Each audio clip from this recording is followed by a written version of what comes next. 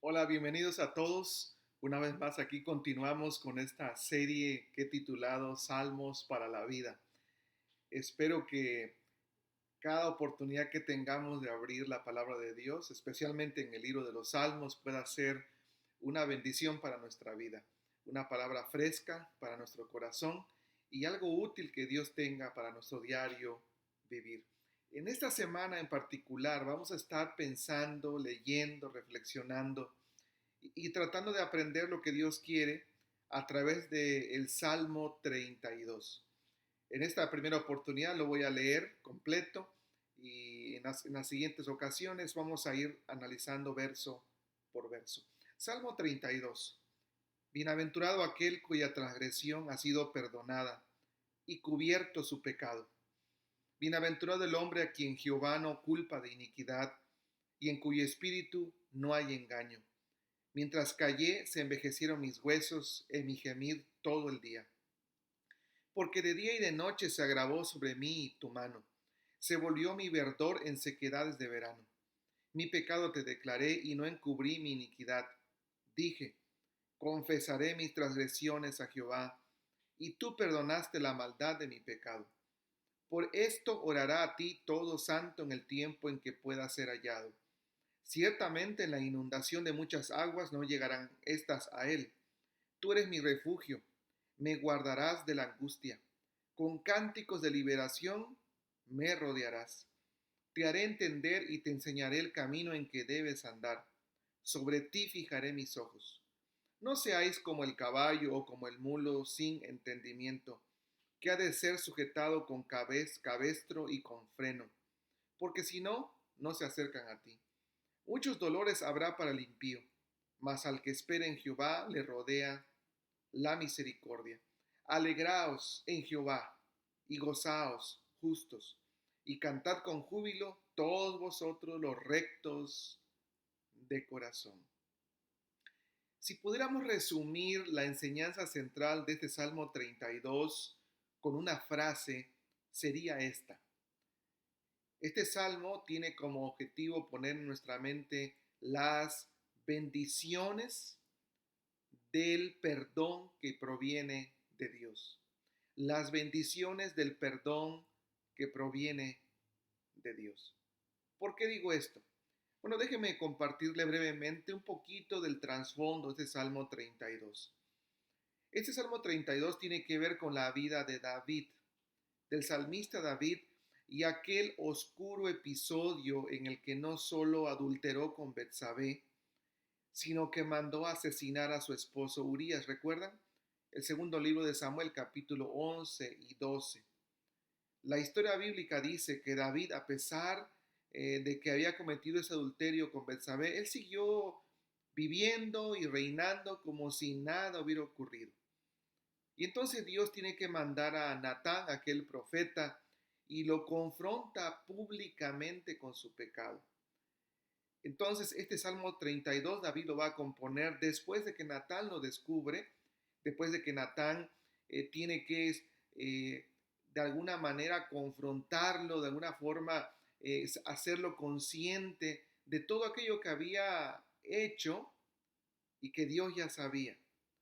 Y a partir de allí entonces viene todo un proceso de restauración espiritual de parte de Dios sobre la vida de David. Este es el Salmo 32. Es el testimonio de David de cómo Dios lo restauró de su pecado. Es el testimonio de David de cómo Dios lo perdonó y lo renovó espiritualmente, emocionalmente, moralmente. Es el testimonio de cómo Dios le dio una segunda oportunidad a David.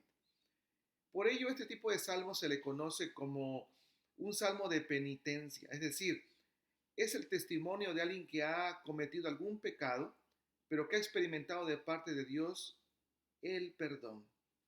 De eso va a dar testimonio David, de cómo pudo él gozar del perdón de Dios. Y por eso comienza diciendo, bienaventurado aquel cuya transgresión ha sido perdonada y cubierto su pecado.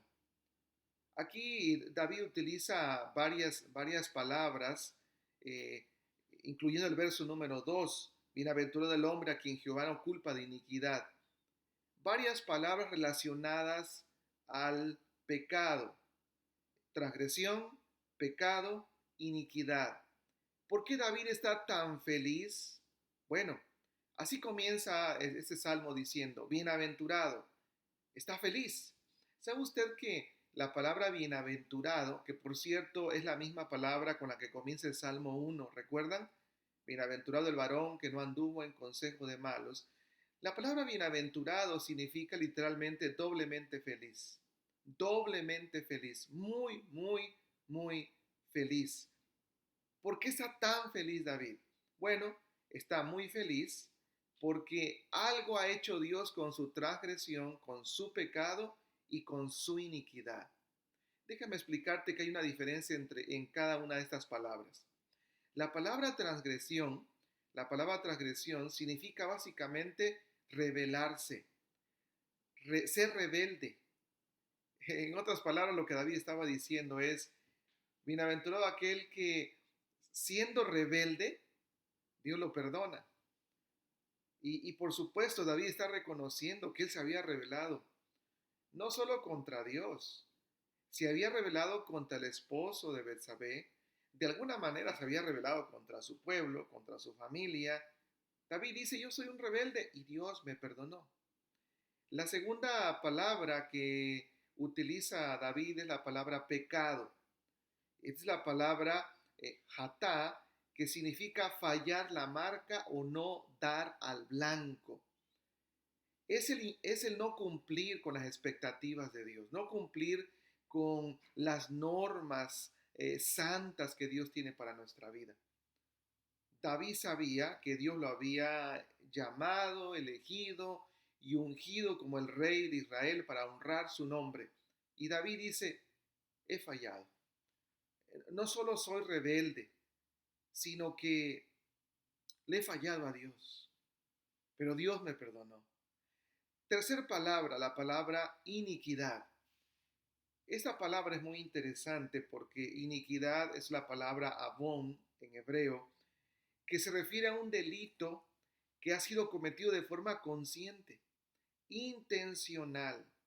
Soy culpable porque lo quise hacer, es la idea. En otras palabras, David dice, qué feliz soy que a pesar de que me he rebelado, le he fallado a Dios y soy culpable porque nadie me obligó a pecar. Yo lo quise hacer. Pero a pesar de eso, Dios me perdonó. ¿Cómo no sentirse feliz?